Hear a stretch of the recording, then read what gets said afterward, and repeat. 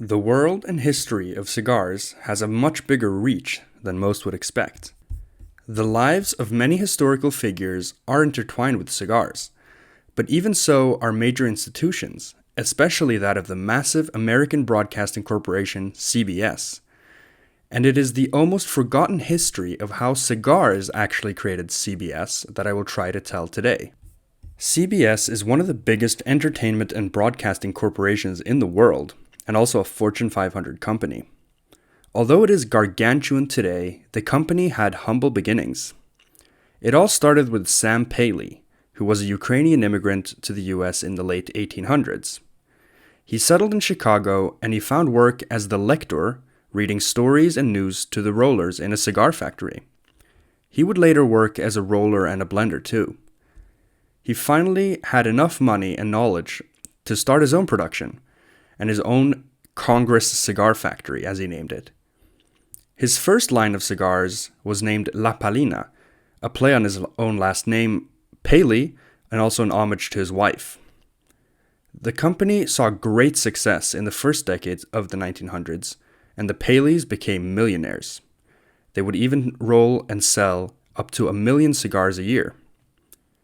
In the late 1920s, Sam's son, William Paley, had thought of a way to further the success of the cigar company.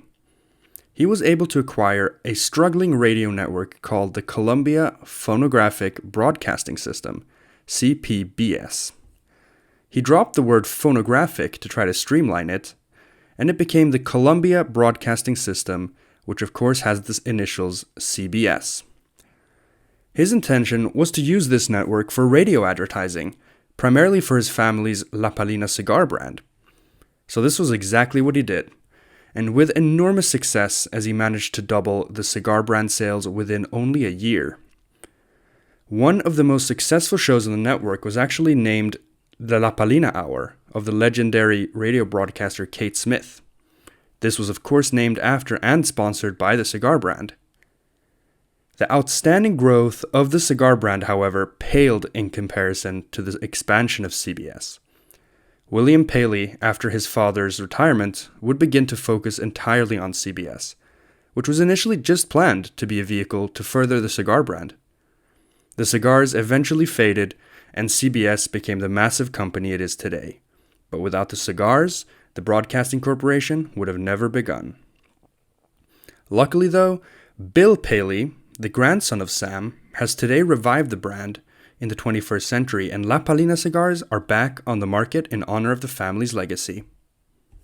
Thank you guys for watching this short little history episode on one of the biggest corporations in the world and its rise from cigars. I hope you guys enjoyed as always, and I will catch you guys in the next one. Cheers.